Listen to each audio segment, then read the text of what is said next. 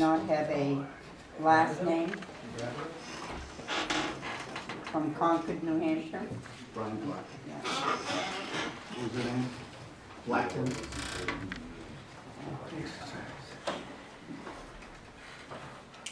You oppose the bill? I do. I oppose actually all three bills today, and I'll present oral testimony in this one and then provide duplication of the same in written form on each subsequent bill. Brian, you put down 5 minutes. Can you cut that I in will. half for me?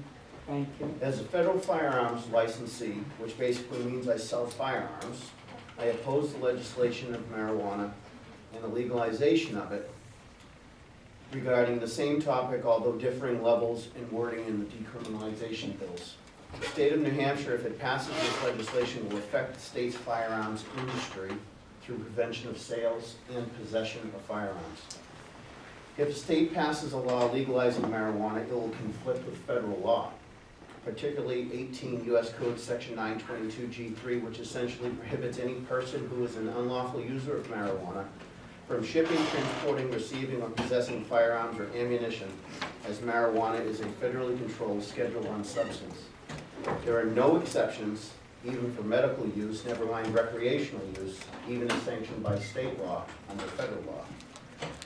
Further, federal law 18 U.S. Code Section 922 D3 makes it unlawful for any person, including federal firearms licensees, such as myself, to dispose any firearm or ammunition to any person knowing or having reasonable cause to believe that such a person is an unlawful user of a controlled substance, in this case marijuana.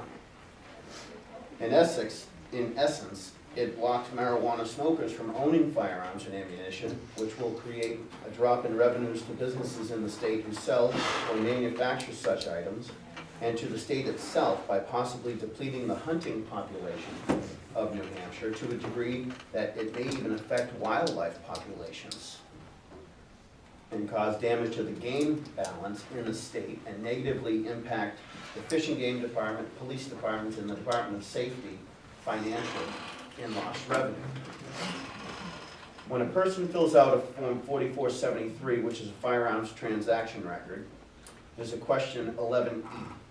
If these laws pass, the person would legally have to answer yes on that federal form, even though they may think they're entitled by state law, if these laws pass, that they may answer no. This has criminal implications in the state of New Hampshire. Currently, if the above occurs, the person would be in violation of New Hampshire RSA 15911, and it could result in misdemeanor or felony charges because they would, in fact, be supplying false information in that transaction form.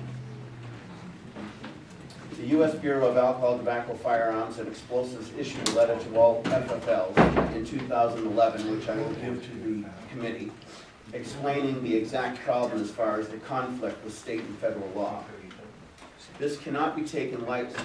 It will place FFLs, such as myself, in a position of difficulty, and it will have us incur legal fees if someone is found to have purchased a firearm or ammunition, and then legal questions are referred back to the FFL from law enforcement agencies. It would unjustly deplete us of time and resources to respond to any federal or state inquiries of any violation that might have occurred. This is bad law. It will impact the state of New Hampshire negatively and harm gun ownership, manufacturing, and sales, as well as environmental game concerns and income for the state for fish and game licensing and firearms licensing. I think this is a law that should be tackled at a federal level. We can't do it at a state level. With current federal law, government law enforcement agencies may not choose today to come and enforce federal laws, as we have seen in Colorado and California. But when it comes to marijuana and firearms, when our government wants to disarm us as a society, this is a perfect backdoor way to do so. It comes down to basic choosing, the ability to use marijuana or have guns. I personally choose firearms, as they are the only protection we have as a citizenry from tyranny. Thank you very much, sir. Any questions for this gentleman? What? I'll do detention afterwards. Do you know of any FFL that has ever been prosecuted in this country for, sales to someone who's a marijuana user? I personally do not, but included in my testimony here for you to look at is the letter from the BATF that is sent to all of us.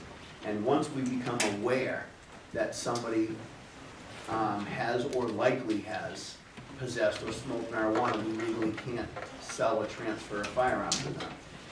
Now, if somebody, a local police department advises us that they found somebody with marijuana and a firearm, and they end up doing a trace on it back to us, we now have to provide records to the ATF to prove when that firearm was purchased versus the time and consumption of marijuana, and it creates a conundrum here of who did what first.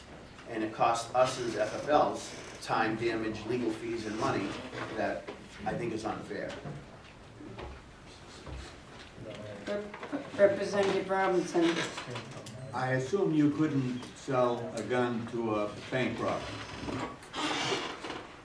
No, not, if he put it on your form. if he put it on the form. Would you think he would? Well, I would hope he would, because people do Well, stupid things. do you really think the marijuana smoker is gonna put that on your form via the gun? Tim, he didn't say If- that, he said if- you were arrested. If the law But would he is put it on the passed, form? if the law is passed in New Hampshire, I say know. you smoke marijuana and you want to come out and buy a gun, you believe that marijuana is legal in New Hampshire, you would answer no, because you don't think it's illegal to form question 11E. You would still be committing a federal offense. It's a lie, I might tell. It's a lie you might tell, but if you get caught, I might have to pay the price. Thank you very much, sir, appreciate your testimony. I'll call Brian Robideau.